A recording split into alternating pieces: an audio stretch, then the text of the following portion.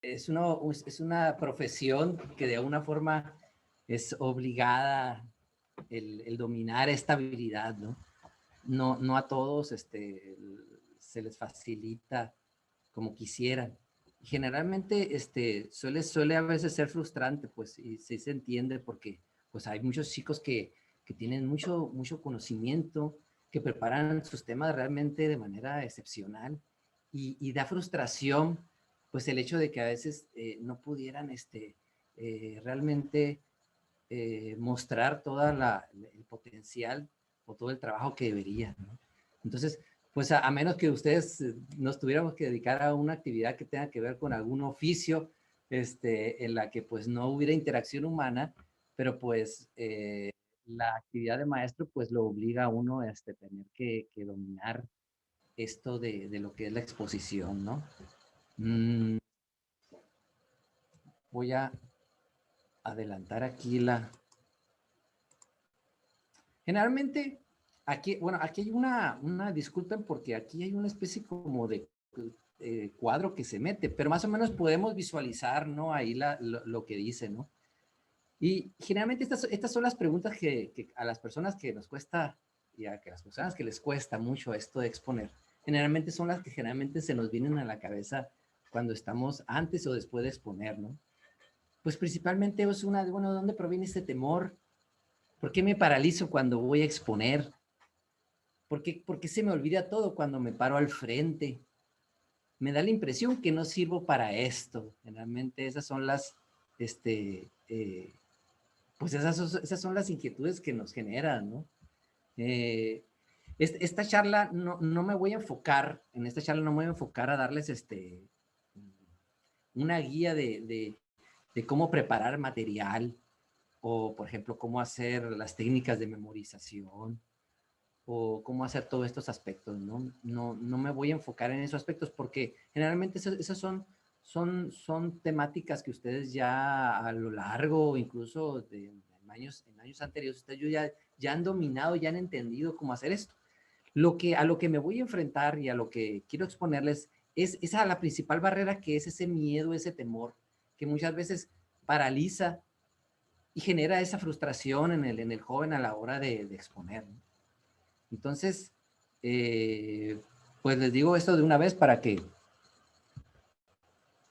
Ahora, cuando aquí hablo del miedo primitivo, y es algo que, digámoslo, en nuestra estructura cerebral, tenemos ya una reconfiguración primitiva, digámoslo, ¿no? De lo que yo creo que eh, es natural el sentir ese miedo a exponer, al pánico escénico que le dicen, porque realmente el hombre primitivo, desde que se empezó a formar los pequeños grupos, generalmente el hecho de tener la aprobación del grupo significaba la posibilidad de sobrevivir en un medio en la que los depredadores o las situaciones del clima eran tan adversas que generalmente el tener al grupo era un sinónimo de sobrevivencia.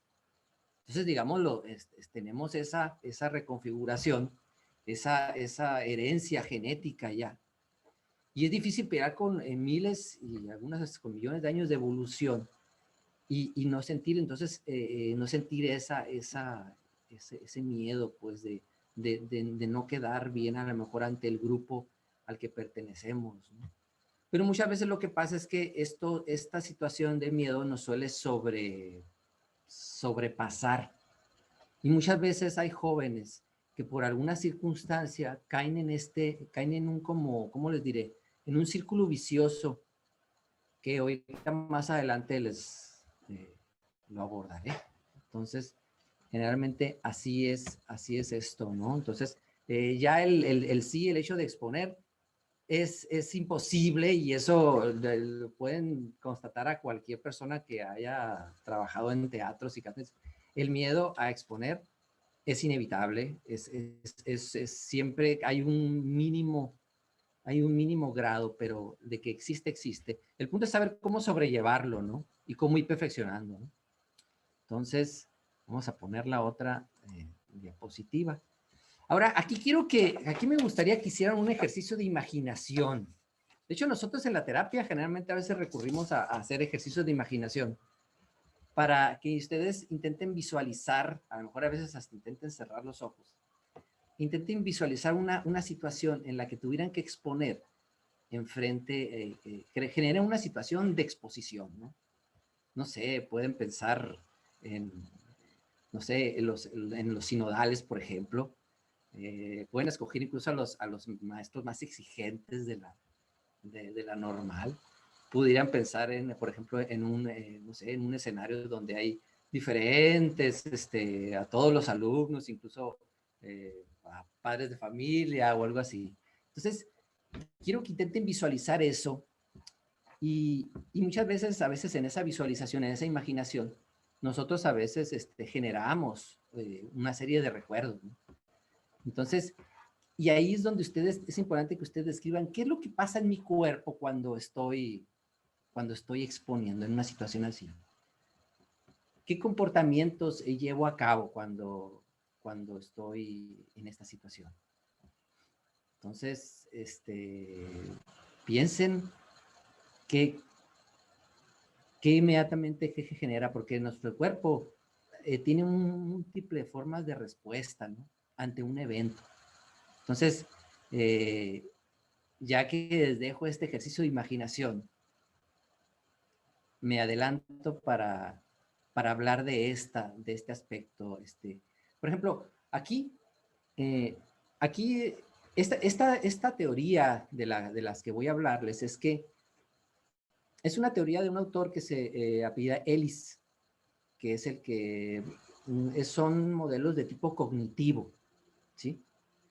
Aquí la idea es que, según el autor, no es el evento en sí el que te genera una respuesta desadaptativa, por así decirlo, ¿no? Una respuesta atípica, sino lo que a veces genera es se podría decir que es la manera en que tú lo interpretas, la forma en que tú lo procesas. Es como lo dirían, es como el cristal con el que lo ves, el lente en el que tú lo ves. Y esos lentes, y ese lente son esos pensamientos automáticos que a veces están ya instaurados. Pero bueno, ¿cuáles son las respuestas que uno tiene ante una situación así?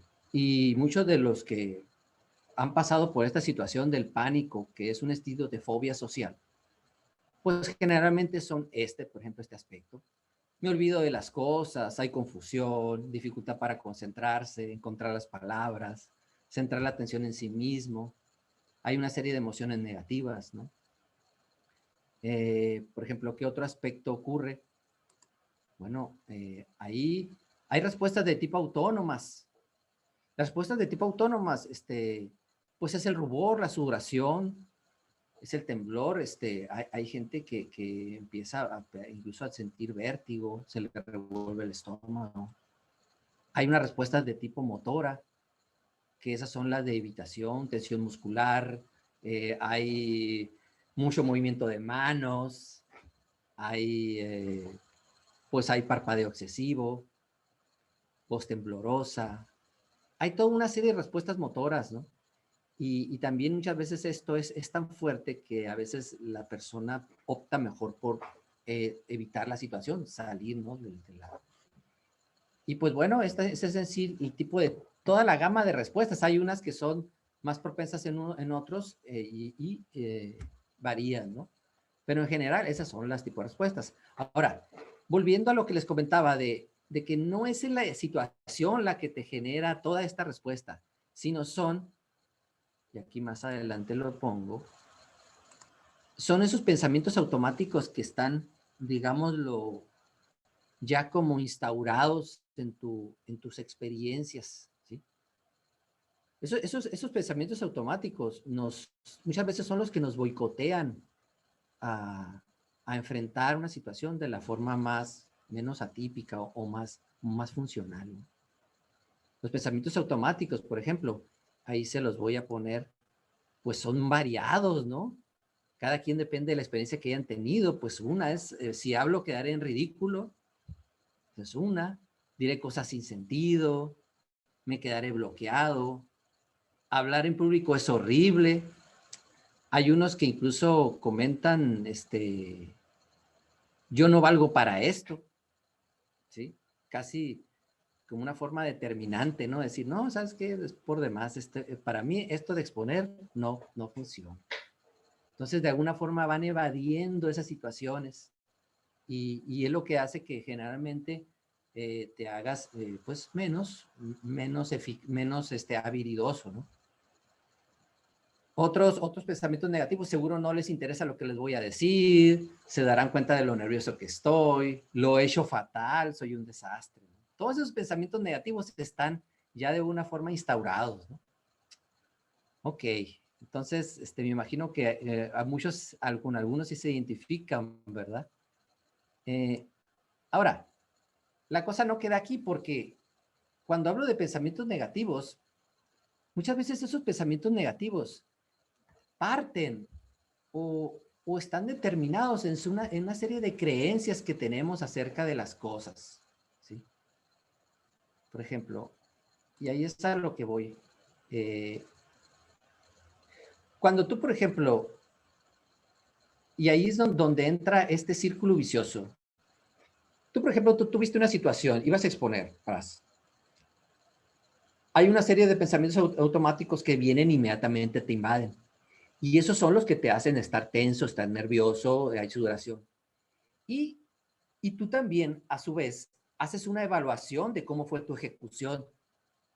Y es esa evaluación la que boicotea de alguna forma o refuerza la idea de tus pensamientos automáticos. ¿Ves? Te dije, soy un desastre, no sirvo para esto. ¿Sí? Entonces, de alguna forma, entras por así decirlo, en un círculo vicioso en la que a veces se genera, ¿cómo decirlo? Como un desamparo aprendido. Es decir, no, de todas maneras me va a ir muy mal, no tiene caso, ¿para qué me voy a esforzar? Y así sucesivamente. Entonces, esto es lo que genera estos aspectos. Y ahí vamos entrando en ese círculo, a veces, pues muy frustrante, ¿no? Para el alumno, porque, pues, como les digo, hay alumnos que tienen un gran coeficiente, tienen gran habilidad, dominaron el tema perfectamente y a la hora de exponer, pues resulta que su evaluación, la forma en que se evalúan, pues realmente no es satisfactoria, no se sienten bien y ahí es lo que, pues suele ser frustrante, ¿no? Ahora, ¿qué les iba a decir? Bueno, hay en el esquema no acaba aquí y ahí es donde, aquí abajo, pongo los que son las creencias negativas, ¿no? Ahí, disculpen porque todavía no puedo mover muy bien ahí, pero sí se está estorbando. Pero lo que dice ahí son creencias erróneas típicas, ¿sí? Ahora, ¿en qué relación tiene esa creencia errónea típica con ese pensamiento, ¿sí? Que de alguna forma a veces está alimentando esos pensamientos automáticos, ¿no? Creencias que tenemos acerca de cómo deben de ser las cosas. Tenemos a veces creencias absolutistas. Y ahorita más adelante en un ejemplo les voy a poner cómo se relaciona una creencia con un pensamiento. Por ejemplo, aquí en esta parte de acá. Y ahí viene, por ejemplo, fíjense bien. En el primer pensamiento que dice uno, dice, soy un desastre. Y generalmente, a veces, ¿qué creencia irracional? Porque en todos estos pensamientos parten de creencias irracionales. Una de la que es muy común como creencia irracional, cuando alguien dice soy un desastre, es la de decir que todas las actividades que realizo tienen que ser perfectas. Entonces,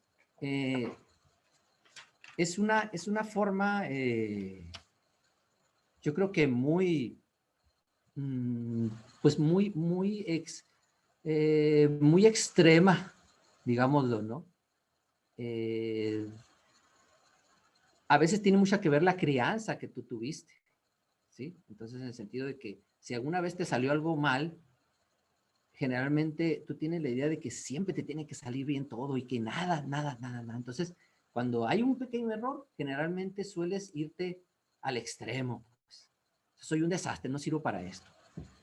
Y pues, ¿quién les dijo que tenían que ser inmediatamente perfectos para todo, no? Generalmente uno empieza perfeccionando y a medida que te vas a ir haciendo tus mejores exposiciones, pero al principio todos, incluyéndome, hubo exposiciones en las que, pues, en las que realmente uno salió, pues, muy mal favorecido, pero generalmente parte muchas veces de este perfeccionismo, ¿no? Entonces, ahí es como una creencia, está relacionada con ese pensamiento, ¿no?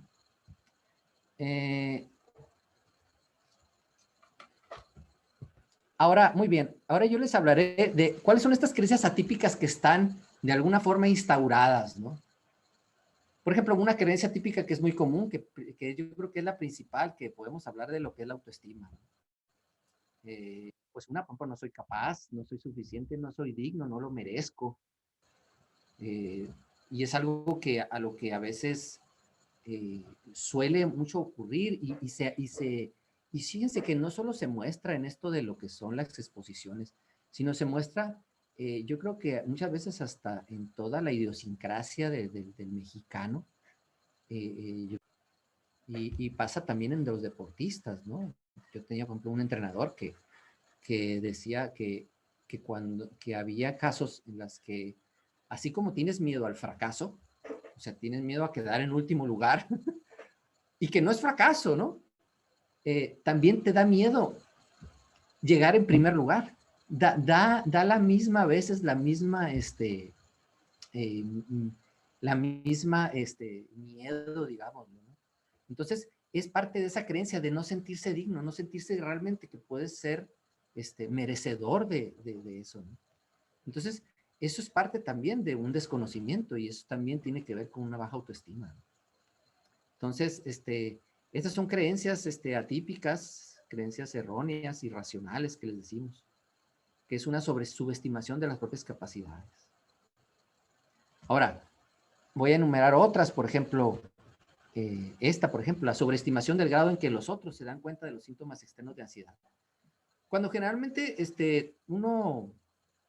mmm, cuando uno generalmente expone, uno tiene la idea de que el 100% de la población que te está viendo ahí está pendiente y está viendo lo que tú crees que te estás, cómo lo estás realmente haciendo. Y no necesariamente es así. Nuestro cerebro, digámoslo, tiene espacios de atención que no son necesariamente sostenidos. Tu cerebro puede estar viendo una información y llega un momento en que hace como un feedback, o sea, recuerda otras cosas, otros pendientes en los que tenía, a lo mejor, no sé, fulana de tal, te estaba viendo y a lo mejor te estaba viendo con cara no entiendo nada, ¿no? Pero a lo mejor lo que puede estar pensando ella es decir, a lo mejor, ¿sabes qué? Se me olvidó meter la ropa a la lavadora. Pueden ser múltiples cosas, pues entonces, o pueden estar pensando en los pendientes que tienen que hacer mañana, o etcétera, etcétera. Entonces, generalmente, el que está ahí, que es parte de este aspecto de la ansiedad, de la fobia, que es un tipo de fobia social, creemos que todos se van a dar cuenta de lo mal que estoy exponiendo. Y a veces no es así. Entonces, incluso los que te están evaluando, a veces también están pensando en, en qué tipo de preguntas te van a hacer o qué tipo de análisis van a hacer. Pero no necesariamente ocurre así. Eres más tú el que te estás creando todo esto que la realidad, ¿no? ¿Sí? Entonces, bueno, otra, por ejemplo, dice esta, expectativas no realistas sobre las respuestas de los otros a las manifestaciones de ansiedad.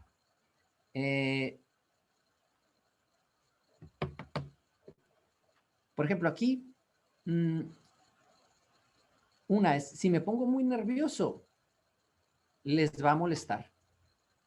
Y eso es algo que que generalmente uno, pues, primeramente teme que como te vean nervioso, les va a generar de alguna forma un tipo de incomodidad, ¿no?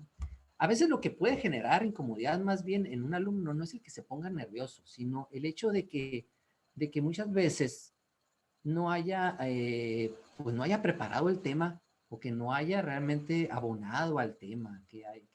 Y luego lo notas cuando un alumno realmente hizo poco o no trabajó el tema y hace toda una faramaya para parecer, y no es así. Pero el hecho de que alguien se ponga nervioso, eso generalmente no debe generar molestia, ¿no? Entonces, esa es una creencia que muchas veces está en ese miedo, ¿no? ¿Qué otra creencia típica está, erróneas atípicas está? Bueno, la evaluación no realista de lo que se espera de uno. Si no lo hago perfectamente, nadie querrá contar conmigo. Esa es una visión muchas veces, eh, podría decirse, catastrofista, ¿no? Es casi imaginando que si llegas a quedar mal delante de la exposición, casi haces todo un recuento de casi como de lo que te va a deparar la vida, ¿no? Así es que no, hice ridículo, nadie me va a querer, ya nadie se va a volver a aceptar conmigo, probablemente en la graduación nadie me invite a la fiesta, y se hace toda una serie de cuentos y de ideas que te vas generando. Entonces, es una forma sobreexagerada, catastrofista, ¿no? Entonces, generalmente a veces no ocurre así, pues es simplemente, pues sí, se nota que a lo mejor falló algo ahí, pero no pasa, no va más allá, pues. Entonces, esas son algunas de los aspectos eh, que te genera este problema, ¿no? Qué otras creencias atípicas tenemos? Bueno, ahí hay muchas. Estas fueron las que principalmente más sobresalen, ¿no? Pues una, por ejemplo, la creencia de que de que uno lo perciben tal como se percibe o se siente. O sea, a veces uno cree que cuando está exponiendo, uno se está sintiendo muy nervioso, está muy tenso, está realmente con el estómago hecho pedazos o con, no sé. Y a veces uno cree que así como te estás sintiendo, así te estás viendo. Y no necesariamente es así. A veces sí se ven, pues sí, ciertas posturas de tensión, detalles así, pero no dejan de ser nada fuera de lo normal, considerando que, pues, que están aprendiendo. Y de eso se trata, pues se trata, dice, de equivocarse y no lo va a hacer bien al principio, ¿no? Pero generalmente siempre tendemos a sobrever que así como te estás sintiendo, así con esa infiel, se podría decir, así los demás están viéndote y a veces no es así. Yo tenía, por ejemplo, yo recuerdo una experiencia la preparatoria con un alumno que, y ahí fue, me dejó de alguna forma, me llamó mucho la atención porque el muchacho, cuando estaba exponiendo, se veía calmado, se veía pasivo, se veía todo, daba la impresión, en su lenguaje no verbal, que tenía un control, un dominio absoluto sobre la situación emocional. Pero recuerdo que cuando estaba platicando, hizo así por señalar algo en el pizarrón, en aquel entonces eran pizarrones de esos de los de gis verdes, ¿no? Pero el momento en que hizo así, hizo una línea de sudor, o sea, realmente su respuesta autónoma era tal que las manos las tenía casi goteando, ¿no? Pero en su aspecto se veía muy normal. Entonces, no necesariamente como te sientes, así te estás viendo, ¿no? Esa es una creencia atípicas que suelen ocurrir mucho. Otra, por ejemplo, dice, interpretaciones sesgadas y negativas de comportamiento de los demás. El maestro me hizo una observación, quiere decir que no sirve mi trabajo. Eso es algo que a veces ocurre mucho. Cuando ya terminas de exponer, a veces los maestros lo que quieren es, bueno, complementar la idea de lo que tú estabas hablando. Quieren a ver qué otro dato. Pero muchas veces el que está exponiendo, generalmente luego dice, ah, no le gustó. Lo que pasa es que a lo mejor no haya cómo decirme lo que mi trabajo no sirve y por eso me lo está haciendo observación y no necesariamente es así. A veces el maestro simplemente te hace una observación pues para que complementes algún otro dato. Y además de que pues, generalmente como cultura no tenemos la costumbre a veces, y esto no solo pasa, yo creo que es en general, de a veces decirle a un alumno, oye, estuviste excelente, me pareció muy bien este punto, y después ya decir, mira, me interesaría que me hablaras más de este aspecto, de este tema, ¿no? Y generalmente a veces nos vamos luego a una observación y no a reforzar, ¿no? Entonces, generalmente no quiere decir eso, pues, que un maestro te diga una observación y que sea que, es que está mal mi trabajo, ¿no? Sí. Entonces, no necesariamente es así. ¿Ok? Qué otro tenemos como erróneas atípicas? Bueno, una, exageración de la importancia de los errores cometidos. Me equivoqué de nuevo, ya decía que no sirvo para esto. Inmediatamente es el feedback ¿no? Me equivoqué, ya ves, no sirvo. Entonces, ahí está el mismo círculo vicioso, ¿no? ¿Qué otra tenemos? Bueno, no me fue tan mal, dice, atribución de los éxitos a factores externos. Dice, no me fue tan mal porque determinado maestro no se encontraba, porque ya era muy tarde y estaban cansados. Y a veces, pues es la falta a veces de reconocimiento de que realmente a lo mejor lo hiciste muy bien, solamente que, pues a lo mejor la gente ya estaba cansada y a lo mejor no te dijeron, ¿no? Pero a veces es atribuirle pues, a mí me va bien porque tuve suerte. No, ¿por qué?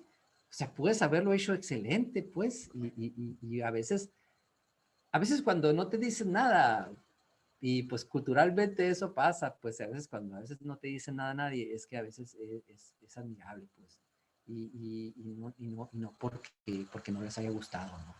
Entonces, esa es una de las cosas que a veces ocurren como creencias atípicas, ¿no?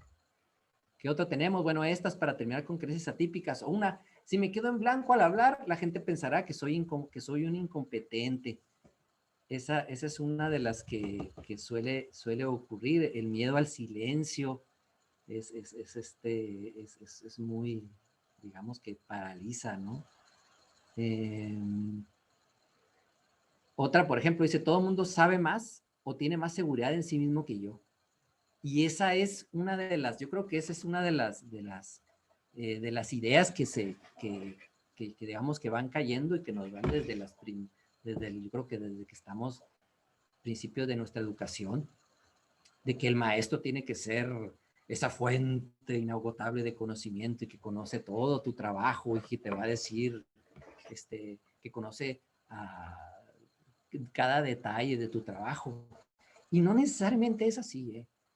Lo que nosotros hacemos a la hora, por ejemplo, yo que he estado de sinodal o que he trabajado en exposiciones, generalmente lo que uno hace es conocer un poco más de la metodología y ver si el alumno lleva esa rigurosidad científica, ¿sí? Si tiene los fundamentos bibliográficos, en qué se apoyó. Pero al fin y al cabo, ustedes son los expertos. No necesariamente nosotros tenemos que saber y conocer al pie de la letra el tema, ¿no? Entonces, a veces ahí sí se entiende que sentirse con confianza, manéjenlo más bien como una discusión, como una plática. A veces nos estamos enfocando mucho a querer descubrir el hilo negro de la investigación o llegar a una hipótesis y decir, sí, funcionó lo que había, la premisa que yo tenía de un principio. Y a veces puede ser que no, a veces puede ser que tu investigación realmente pues no llegó a lo que se esperaba, no tuviste el apoyo y eso sigue siendo válido, sigue siendo totalmente porque es un hallazgo, ¿no? Entonces, esa idea hay que ir poco a poco quitándosela, ¿no? Es más bien discutirlo, es un protocolo, ¿no? Entonces, porque al fin y al cabo el trabajo de investigación, ustedes el trabajo de investigación ya lo hicieron, ya todos esos errores ya se debían de haber trabajado. A la hora de exponer, nomás es un protocolo, es una plática en la que se intenta llegar a una respuesta más o menos productiva, ¿no? Otra creencia, pues es la idea de que la gente es básicamente crítica y competitiva. Ahí sí tenemos casi, de manera casi paranoide, ¿no? De que te sale mal y todos te van a criticar, todo el mundo quiere avanzar, todo el mundo quiere sobresalir y hacerte sentir mal, y no tiene por qué ser así. Generalmente para eso estamos todos, pues para apoyarnos y para enriquecer el trabajo, ¿no? No lo vean como una forma, así como el hecho de entrar y te vamos a poner en un paredón y te vamos a disparar, ¿no? No es así. Entonces, esas son las creencias que de alguna forma alimentan estos pensamientos negativos. Ahora, estas creencias, ¿de dónde nacen? Esta situación y estas creencias, bueno, ¿de dónde parten? Bueno, uno no nace con estos pensamientos y estas creencias. Y ahí sí, pues generalmente, ahí sí no sé si se logra ver bien ahí disculpen por la esta, pero muchas veces son experiencias significativas que tuvieron y que fortalecieron muchas de estas creencias. Ahí tiene mucho que ver la crianza o la situación o las experiencias que tuvimos con otros compañeros a la hora que han tenido esto, ¿no? Y ahí es importante que uno sepa delimitar hasta dónde tomar información muchas veces, ¿no? Ahora, ¿cuáles son estas experiencias que a veces nos juegan mucho y suele suceder en la adolescencia? La adolescencia principalmente es la edad en la que se da el comienzo de estas experiencias significativas. Puede haber sido, sí, una experiencia estresante, a lo mejor una experiencia humillante en algún momento, a lo mejor no estuviste preparado en algún evento, a lo mejor en tu infancia o en tu primera adolescencia, que te generó una serie de pensamientos y que hubo una respuesta típica de parte de los demás, que te hizo crear y generarte en este estado, ¿no? Pero por lo general, la mayoría de estas experiencias negativas tiene un proceso gradual. Un proceso gradual en el sentido de que el adolescente, a medida en la que el ser humano va creciendo, sus procesos cognitivos y de evaluación se van haciendo más complejos, por un lado, ¿no? Y por otro lado, ya no está determinada en obtener la aprobación de parte de tus padres, sino ahora estás compitiendo por tener la aprobación de la parte de tus grupos de pares, de lo que piensa el novio, de lo que piensa no sé, la amiga, o lo que piensan tus compañeros, ¿no?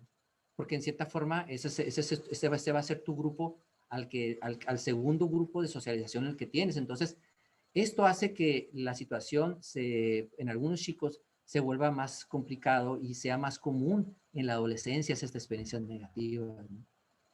Entonces, generalmente así suele ocurrir, ¿no?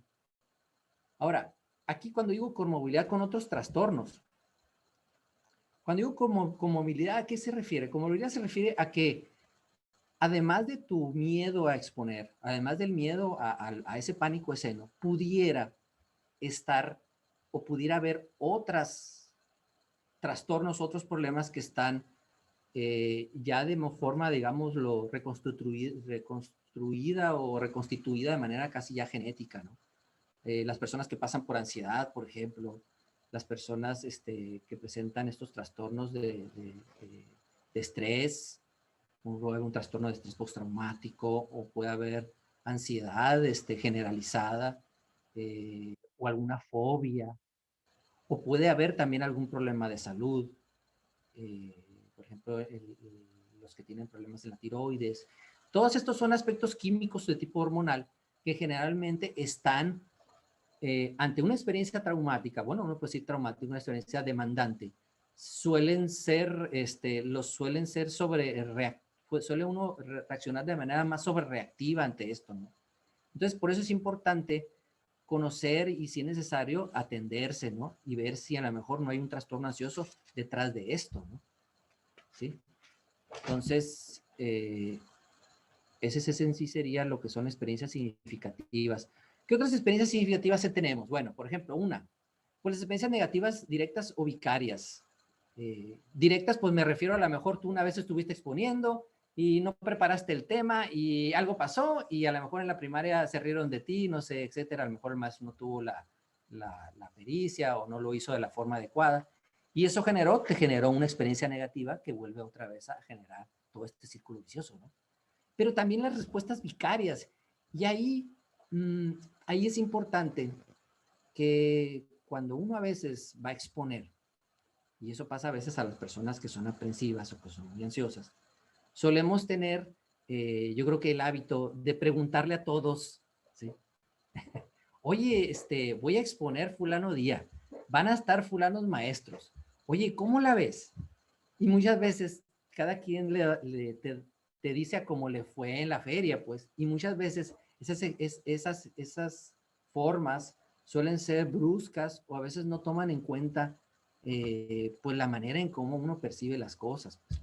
No, pues es que me fue muy mal, el maestro es muy exigente, la otra vez le dijo a un alumno y no supo qué responder. Entonces muchas veces uno, por querer tranquilizarse, pues sale peor, ¿no? Le echas más leña al fuego. Entonces muchas veces eso es algo que sucede, que hay que tener a veces cuidado, a veces es mejor acercarse y con personas mucho más maduras o a veces familiares, pero estar preguntando constantemente a todos, a veces puede ser que te generen más problemas, ¿no? Y esto no solo aplica a la hora de exponer, sino también puede ser a la hora de hacer un examen, por ejemplo. Oye, voy a hacer un examen de tal, ¿y cómo está? No, que está muy difícil, no te va a ir nadie, pasa. Entonces, no, hay que tener cuidado con esas, y esas son experiencias vicarias, ¿no? Son experiencias que dependen de la experiencia de otros y influyen también en la forma de responder. Otra, pues la falta de experiencia para hablar en público es algo que pues bueno, tenemos que ir poco a poco ejercitando esto de hablar en público. No, les digo, esto es de ejercicio. Yo también al principio cuando exponía, era un problema, era mucho problema, se quedaba uno trabado, no sabía cómo empezar, se le revolvían las palabras. Pero bueno, es parte de irlo ejercitando e ir reconociendo a ver qué errores te vas teniendo y ir viendo y no caer en esas ideas y pensamientos catastrofistas. Y poco a poco vas agarrando cada vez más habilidad, más habilidad, más habilidad, más habilidad. ¿Sí? Pues atribución errónea, condicionamientos supersticiosos. Estos tienen muchas veces que ver con... ahí, por ejemplo, en esta, muchas veces puede ser que cuando tú estás exponiendo, a lo mejor tú traes algún problema de salud. Puede haber personas, por ejemplo, que presentan algún problema de vértigo o algún problema así. Y eso hace que pues generalmente te condicione, digamos, tu respuesta, ¿no? Entonces, así es así es como funciona esto.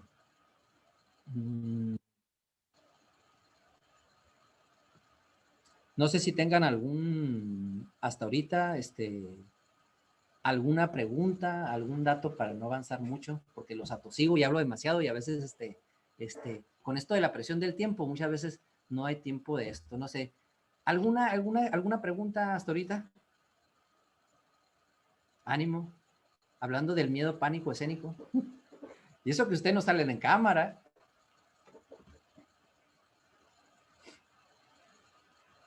¿Todo bien? ¿Todo claro?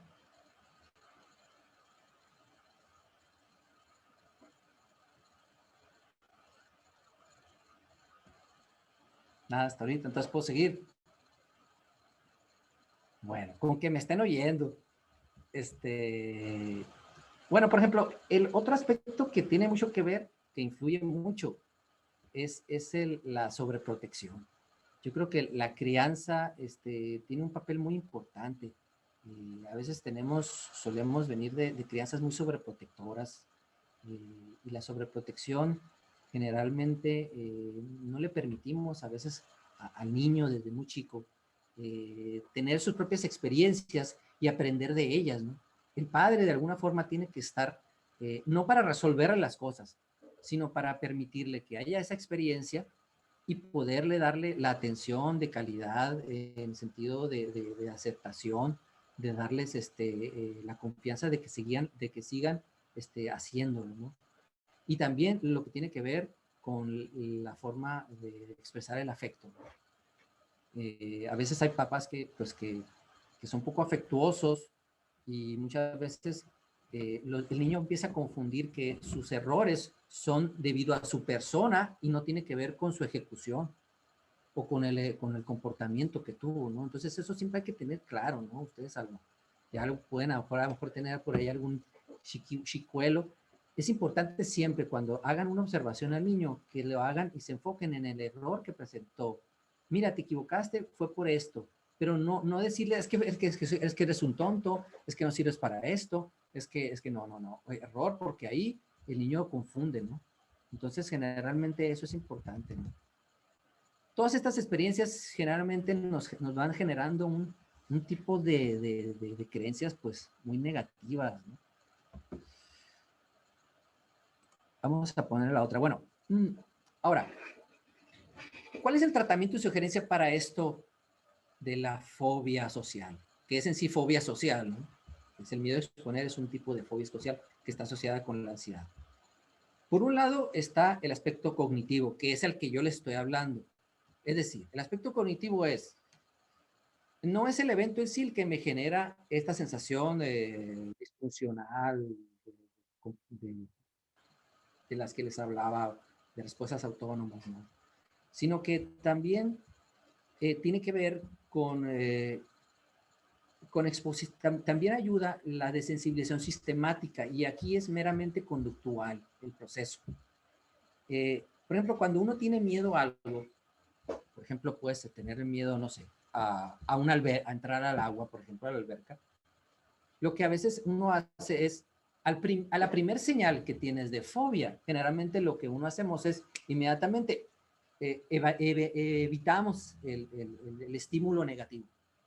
Y lo que se tiene que hacer es generalmente es hacer exposiciones graduales. Es decir, estoy aquí, puedo llegar hasta aquí, ¿sí? Porque pues primero no te vas a meter a exponer ante un podium de 10,000 personas, ¿no? Puedes hacerlo de manera gradual, primero con un grupo pequeño, y si te genera, y si es normal que te va a generar una sensación de malestar, pero nuestro sistema nervioso se adapta. Va a llegar un momento en que esa sensación va a empezar a disminuir. Al principio va a ser tensa, pero ya después te vas a dar cuenta que ya no es tan desagradable. Entonces, ok, a ver, ahora voy a intentar dar el siguiente paso. Y así te vas, y así te vas, así te vas. Pero llega un momento en que a lo mejor por X situación circunstancial, de repente te pasas a una situación donde esto te sobresale y entonces ahí es donde vienen las ideas y vienen puede haber algún pequeño trauma, ¿no? Pero generalmente la idea es hacerlo de manera gradual, pero siempre intentar mantenerse y hacer que tu sistema nervioso se acostumbre, porque el sistema nervioso se acostumbra a la tensión.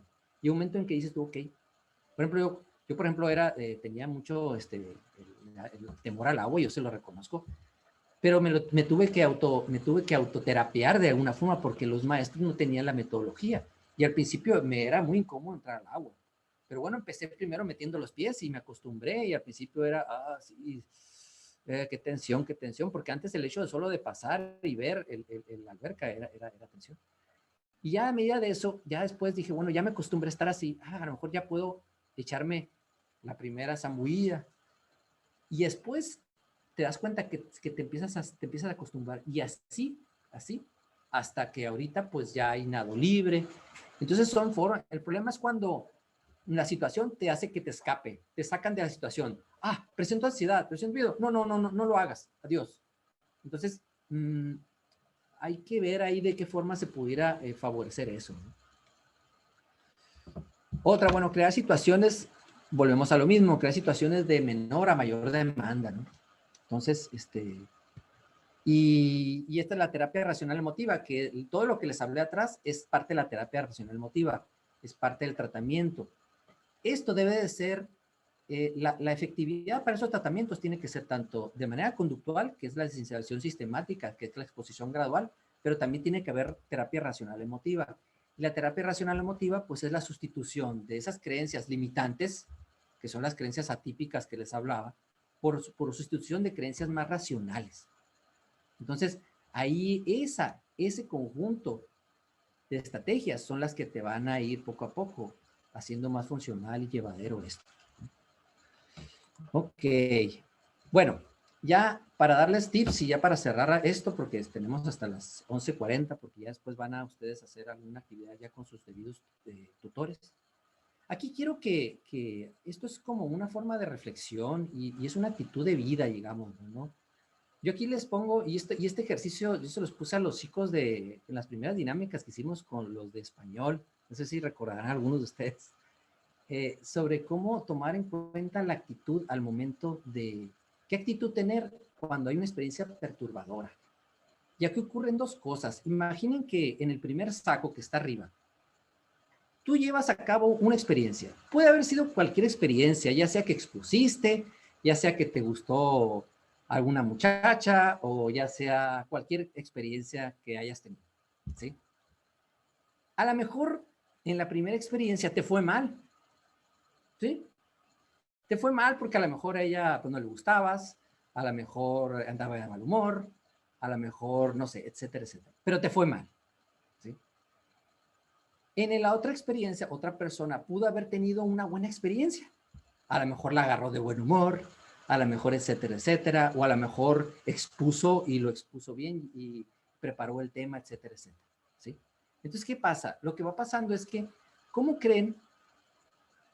Después, por X razón del azar, de la circunstancia, el del primer saquito volvió a tener una mala experiencia. Oh, problema. Y el otro le fue otra vez bien.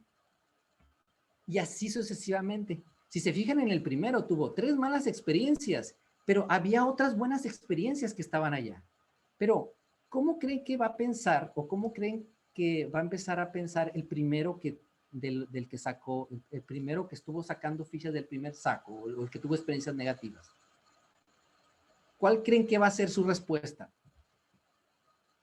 A diferencia del de abajo. Pues ahí la respuesta, me imagino que el de arriba va a decir, no, pues ya no voy a atrever porque siempre me va mal. Entonces lo que hacemos es muchas veces se llama protección de nuestra autoestima. Es decir, ya no me atrevo porque me va a ir mal. Y lo que empieza a pasar es que no es que al equipo no le haya gustado lo que estaba haciendo. O no es que a la chica no le hayas gustado. No, lo que hace que te haya ido mal muchas veces fue porque titubeaste o lo hiciste de una forma insegura por proteger o por todas esas experiencias negativas que tú tuviste atrás, ¿sí? Y son las que empiezan, por así decirlo, a caer en ese círculo vicioso en el que empiezas poco a poco a ir perdiendo esa batalla y vas cada vez, y te das cuenta que todas las cosas que te han ido pasando en la vida han sido porque por esa inseguridad o ese titubeo, que no han sido más que una mala racha. Pues. En cambio, el otro puede pensar, bueno, me fue bien en las primeras, me fue mal en una, bueno, pero me ha ido bien en otras, voy a seguir intentando. Y la mejor forma es seguir haciéndolo y evitar no caer en estas situaciones. ¿Ok? Pues generalmente esta actitud es importante que ustedes tomen en cuenta en todas las cosas que ustedes en su vida vayan a llevar a cabo, porque lo mejor es insistir y la consistencia es lo que los va a llevar a perfeccionar más, ¿no? Ahora, bueno, rápido ya para cerrar en la que son algunas de las sugerencias. Bueno, pues aprender a no ponerse resistencia a las emociones a la hora de exponer. A veces es más, solemos hacerlo de manera más cuando para empezar, es normal sentirse nervioso, ya tenemos esa herencia cultural y esa herencia, pues de años, ¿no? Millones de años. Y es aprender, digámoslo, a que esas emociones fluyan, digámoslo, ¿no? Porque muchas veces el hacer ese esfuerzo por no notarse tenso te hace ver más tenso.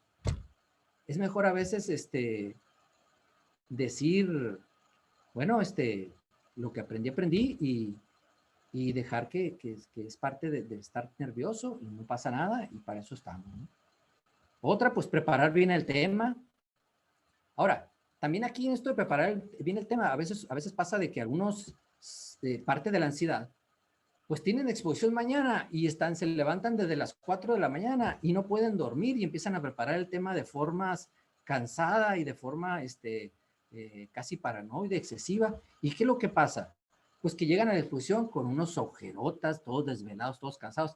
Entonces tampoco esa no es la idea, pues.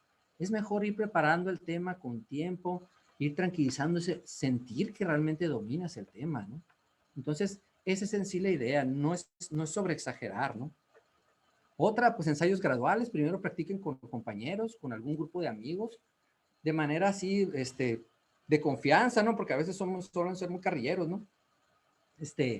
Pues con el que puedan, a ver, voy a exponer algo, imagínate que se lo estoy platicando a mi papá y a mi mamá, y mira, esto es así, funciona así, y a ver, ¿cómo lo entienden? Entonces, ahí es una forma, ¿no? Otra, elaborar un resumen y un guión, que es algo que, por ejemplo, yo ahorita en esta plática, pues sí, tengo una serie de hojas aquí, y más o menos me voy, tengo que subrayar algunas cosas, a veces ver qué preguntas se me puedan hacer, ¿no? Entonces, esa es en sí la idea. ¿Qué otra? Bueno, realizar ejercicios de respiración y estiramiento antes de que vayan a exponer, y muchas veces nos pasa, a veces es bueno estirarse, a veces uno no se da cuenta de lo tenso que estás. Estás en un estado de tensión. Yo recuerdo en la universidad cuando tenía una maestra que me quería mucho, y notaba mi estado de tensión cuando estaba haciendo un examen. Llegaba y siempre me decía, relájate, relájate. Y es curioso cómo a veces normalizamos nuestros estados de ansiedad y nuestros estados de tensión y no nos damos cuenta que estamos tensos.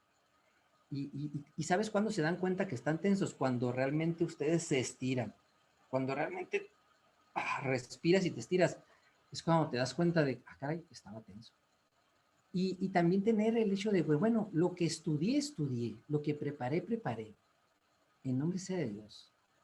Ya estoy aquí, ya no tiene caso exagerar más, irme más allá, y soltar. Entonces van a ver que es mucho más, porque no hay cosa que más afecte el aprendizaje que el estrés. El estrés bloquea todas las ideas y todo eso. Entonces es mejor relajarse y es más favorable que entren relajados, entren con esa confianza, a que estén leyendo, porque a veces eso tensa más, ¿no? Otra, pues reconocer sus éxitos y sus logros. A veces solemos ser muy estrictos con nosotros mismos. A veces tuviste muy buena ejecución, lograste bien, tomaste bien este tema. Culturalmente, acuérdense que no estamos preparados para que nos hagan sugerencias o retroalimentaciones positivas, pues, porque culturalmente tenemos eso ya muy instaurado, ¿no? En la cultura, ¿no? Pero es reconocer, decir, mira, a ver, ¿qué me salió bien, no? Hice bien esto, tomé bien este aspecto, me salió bien aquí. Otra, esforzarse por preocuparte por la temática y no por la gente. Es algo que a veces se concentra uno tanto en cómo me están viendo, en esas caras que están haciendo, y no en realmente en exponer el tema e intentar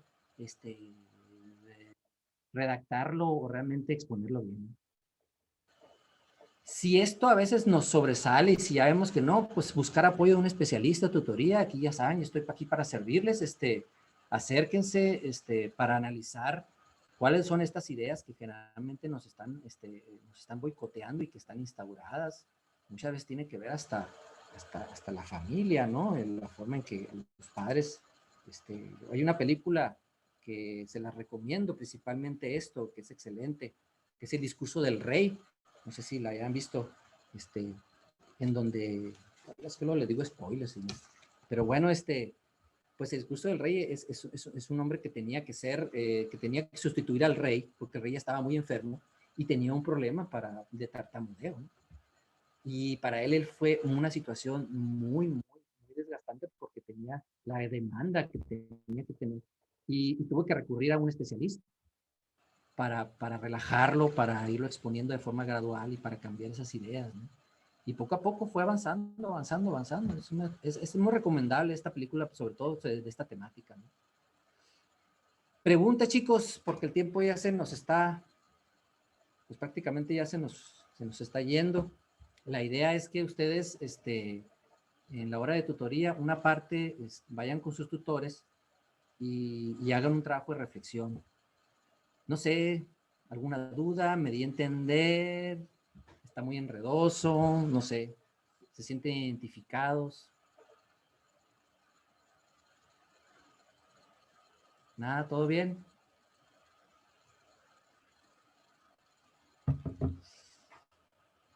Ahí vienen algunos, me están hablando. A ver, vamos a ver el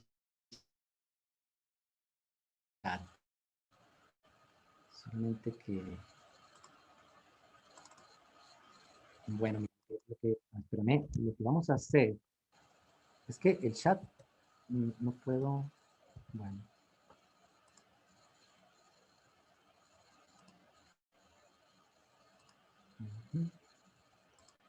Espérame tantito.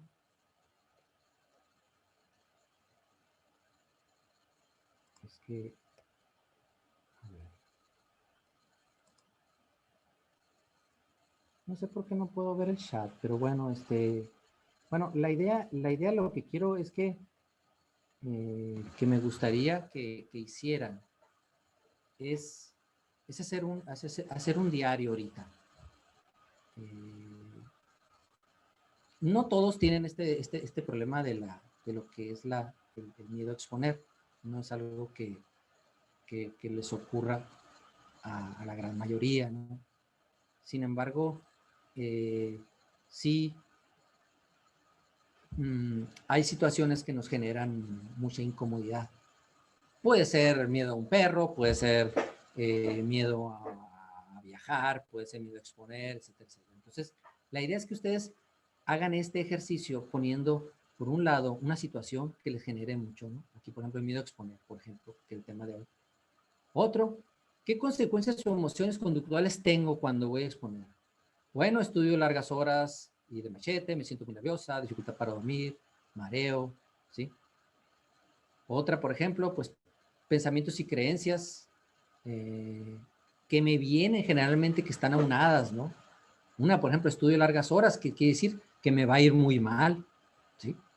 No sirvo para eso, me siento muy nerviosa, no sirvo para eso. Todos en el fondo me van a criticar. Y generalmente la idea, y ahí es lo importante, es que ustedes hagan por así decirlo, un debate, ¿sí? Por ejemplo, me va a ir muy mal. A la creencia me va a ir muy mal. Y el debate racional sería, va a ser terrible el que te vaya mal. O sea, y eso es una pregunta casi siendo, o sea, que me voy a quedar sin amigos, me van a correr de la escuela, y muchas veces tenemos esa visión, ¿no? Entonces es un debate hacia el catastrofismo, ¿no?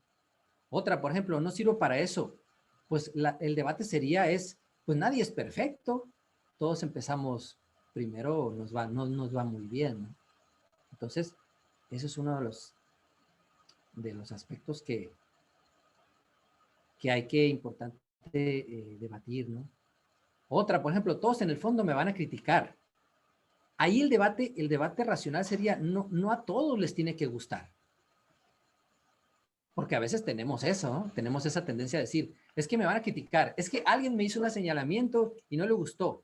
Y generalmente tenemos esa idea casi, esa neurótica de decir, es que a todos les tiene que gustar. Es que a todas que les llame la atención o que se las cante, a todas me tienen que decir que sí. O todos, entonces muchas veces son formas, pues, que debaten esas ideas irracionales, ¿no? Adrián, otra, por ejemplo, sí. Ya son las 11:43 porque se tienen que ir a hacer las actividades con sus tutores. Para Ajá. que por favor ahí expliques un poquito más sobre la actividad. Ok, está bien. Ok, gracias. Ok, bueno, la actividad es esta, la actividad es, bueno, ¿qué podría hacer como docente? Por un lado, ¿no? Docente, ¿qué podrían hacer ustedes como docente para ayudar que sus alumnos se enfrenten el miedo a mejorar? ¿Sí? A mejorar o dar esa seguridad, porque a veces el maestro también tiene que ver de qué manera puede crear situaciones, ¿no? Para ayudar a esos alumnos a no sentir hablando de la forma gradual, ¿no? Porque a veces, lo que pasa es que algunos alumnos pasaron a no exponer nada y de repente los exponen a exponer de golpe. Entonces, bueno, a ver, ¿qué podríamos hacer para favorecer esto? Por un lado, ¿no? Esa sería una actividad un poquito más para el maestro, pero también para el alumno. Y la otra es que ustedes elaboren una lista de cuáles son las preocupaciones específicas que tienen a la hora ya sea de exponer, y no necesariamente el miedo a exponer, puede ser de cualquier otra cosa, tomando en cuenta el cuadro anterior, y que hagan, eso sí, un autodebate, que eso es lo importante, ¿sí? El autodebate es ver, a ver, y todo me tiene que salir bien, y a todos les tiene que gustar, ¿y dónde dice eso? ¿Y quién te lo dijo? Entonces, ese es el debate que tiene una vez que hacerse, ¿no? Sale, chicos. Bueno, muchas gracias, chicos, Pues, chicas y maestros y maestras. Muchas gracias, maestro Adrián. Muy buena su aportación. ¿Quién me está diciendo que quiere levantar la mano? muy bien. Bueno, pues entonces espero que no sé, andan cohibidos. No, es que no Pero no hay pueden, problema, es parte no de... pueden hablar. Tengo que darles el uso de la voz. No es que por eso. Ah, por eso era. Así Ah, es. bueno. Está Ok. bien, bueno, pero por eso vi chat, pero no vi chat, así que discúlpeme, chicos, pero bueno, algo por ahí va a haber rescatable, ¿ok? No, de hecho fueron puros comentarios positivos que sí estaban diciendo que pues muchas gracias y que pues sí experimentaban eso muy al principio de la carrera y Ah, que ok. entonces sí, todos comentarios muy positivos. Entonces, por Bueno, favor, chicos y chicas, váyanse a sus salones y muchísimas gracias por estar aquí a todos. Nos estaremos viendo prontito. muy Que bien. tengan muy Gracias, pues, bonito chicos. día. Gracias. Adiós.